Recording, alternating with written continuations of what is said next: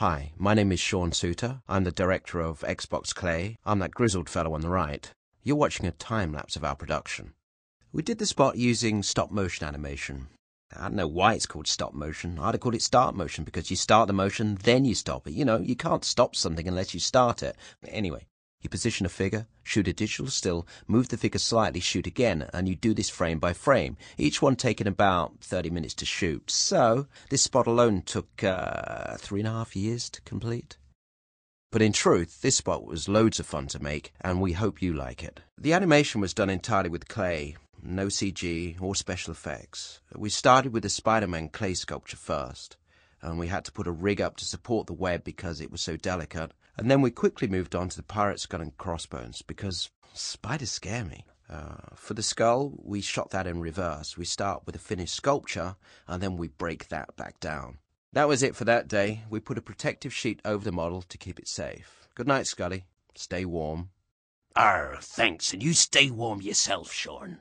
That's Lee with a hairdryer. He's a hippie. Say hello, hippie. So in the edit, we reversed it, so it built to the finished product. So before I broke that skull down, I had to make sure we had the shots we needed, or I would have one very angry sculptor on my hands. And the sculptor Len will curl up in a ball and sing "Row, row, row your boat" when he's angry, and it's really creepy, so don't get him angry. And now we're at about day 500 or something of the shoot, and by now my hair is fully grey.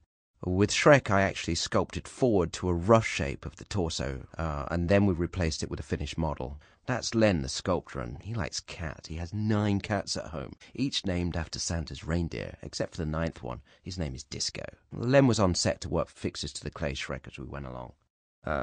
Usually we lock everything down. We bolt the lights and the camera in place to maintain continuity from one shot to the next. But this time I decided to wing it, because I was feeling lucky. And here Shrek's arm fell off. I told him keep it together, and he just picked his arm up with his other hand and beat me over the head with it. You'll see me on the phone a lot. These are calls from the ad agency. Of course, there's always feedback and revisions to be made. Change this, change that. Actually, that thing we told you to change it back to the way it was. Or sometimes my wife would call. What? What do you mean a pipe burst? Why do I have to call the plumber? Can't you call him? But it's always you that ends up calling the plumber. Why did we use clay?